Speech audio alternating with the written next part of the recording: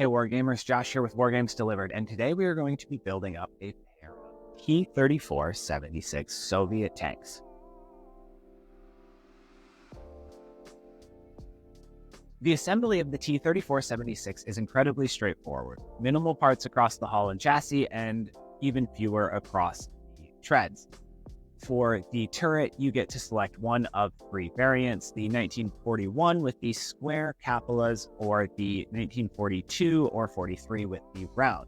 There is functionality, no difference between these three tanks, these three turrets, as they are all armed with the same gun.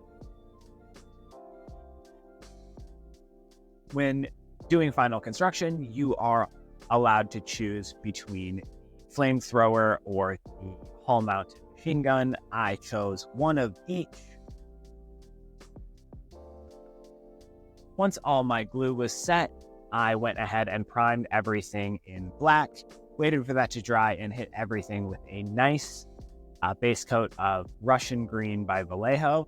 Russia used the color code 4BO, which is what the Russian green 4BO by Vallejo is modeled after.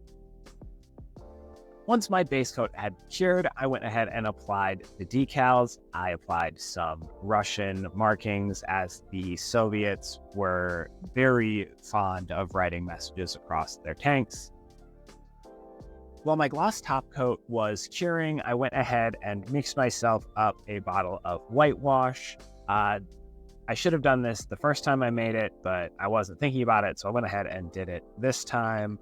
It is golden titanium white mixed with water and some wash medium until it reached the desired consistency. This time I wanted a little bit more control over where I was putting it, so I decided to spray it through my airbrush.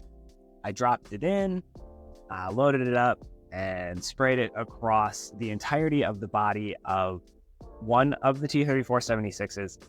After the gloss top coat had sealed down and everything was nice and tough, I used a little bit of a rust wash across places that would be regularly touched or would hold moisture on the T-34, so that I could give it a little bit more depth and interest. And then I went back to the airbrush and I sealed everything with a chipping medium. I used chipping medium by Vallejo because this is what I had. I purchased it a long time ago and never got around to using it. It's been very fun to play with so far. But hairspray also works for this. Once your hairspray or your chipping medium has dried across the entire surface.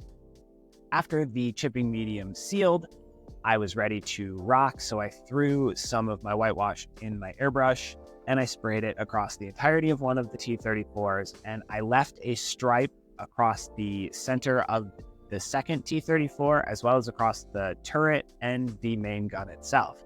I left these because I want a little bit of different camouflage pattern on this one.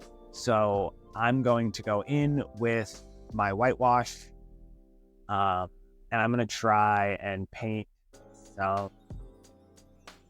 I went in with my paintbrush and I painted some horizontal lines across the side of my T-34 chassis, and then once the horizontal lines were done, I formed a grid pattern by drawing in some vertical lines. I was not concerned about keeping the lines straight.